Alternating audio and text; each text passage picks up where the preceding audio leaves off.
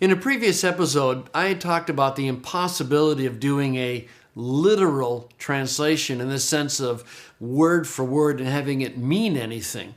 And I use the illustration of John 3:16. I'm going to spend a little more time on John 3:16 in another verse, and I'll show you why this is impossible. If you were to get an interlinear and you look at John 3:16, you'd see something like this. In this way, for he loved the God, the world, so that the Son, the only he gave, in order that each the believing into him, not he perish, but he has life eternal. But even in this interlinear, there's a lot of interpretation going on. For example, we don't say the God. We drop out the word ha, which is generally translated the, but we know that you put the article in front of personal names, and theos, God, functions as a personal name in the New Testament. But we know not to say the God, we just say God. See, you can't go word for word, because if you say the God, you've miscommunicated. All right? Look down at the participle pistion, third line, the believing. Well, that doesn't make any sense. That's not translation. You have to turn the participle pistion, which is a verbal adjective, into a noun. Each, the one who believes in him. In other words, you just can't say the believing. You have to understand what it means in context. Or look down the third line, and here you have he perish and he has. Well, that's interpretive because both those verbs could be masculine, feminine, or neuter. It could be he perishes, she perishes, or it perishes. See, you can't go, you have to interpret is the point.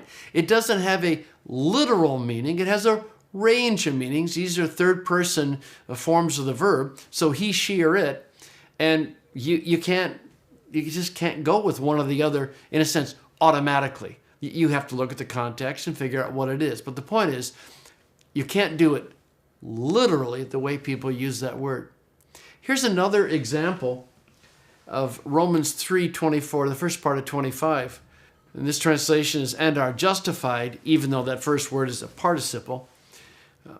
Doreon means as a gift, and this translation puts it afterwards, but by his grace, through the redemption that is in Christ Jesus, whom, the order of God is around in English, has to change it, whom God put forward as a propitiation by his blood to be received by faith. And even in those last two phrases, and again, this translation, it switches them around.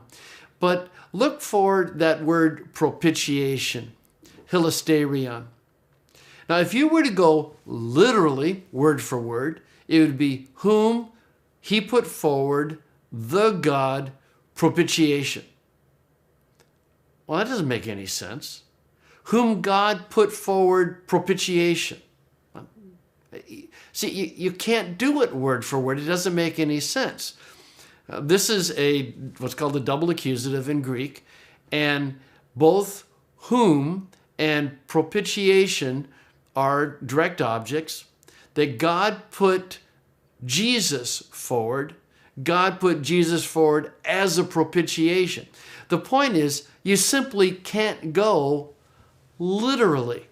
You have to interpret. You have to look at the range of meanings and figure out which one fits the context. You see the point I'm trying to make?